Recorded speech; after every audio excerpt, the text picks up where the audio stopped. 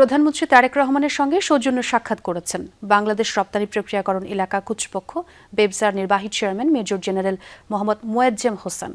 সকালে সচিবালয়ে সাক্ষাৎ অনুষ্ঠিত হয়। জাকাত ব্যবস্থাপনা নিয়ে আলোচনা করতে সচিবালয়ে প্রধানমন্ত্রীর সঙ্গে সাক্ষাৎ করতে যান আস-সুন্নাহ ফাউন্ডেশনের চেয়ারম্যান শায়খ আহমদুল্লাহ।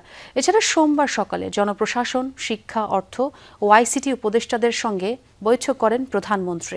ড্রিঙ্কো এখন রিয়াল ফ্রুট পাল্প ও নাটে চেরি সহ নতুন প্যাকে নতুন স্বাদে। পরে বেসামরিক বিমান ও পর্যটন বিষয়ক মন্ত্রীর সঙ্গেও সৌজন্য সাক্ষাৎ করেন তিনি। প্রধানমন্ত্রীর সঙ্গে সাক্ষাৎ করেন আলোকচিত্রী শহীদুল আলম। সাক্ষাৎ শেষে আলোকচিত্রী শহীদুল আলম জানান, গাজার অবরোধ ভাঙতে আবারও ফ্লোটিলায় যাওয়ার পরিকল্পনা রয়েছে তার। ড্রিগ ট্রাস্টের উদ্যোগে বাংলাদেশের পতাকাবাহী একটি জাহাজ ফ্লোটিলায় যুক্ত হতে পারে বলেও জানান তিনি। এ বিষয়ে প্রধানমন্ত্রীর সহযোগিতা প্রত্যাশার কথা উল্লেখ করেন তিনি। এইবার আমরা আবার ফ্লোটিলায় যাচ্ছি এবং সেই যাওয়ার সাথে আমরা এবার ফ্লোটিলার জন্য একটা বাংলাদেশি জাহাজ নিয়ে যাচ্ছি।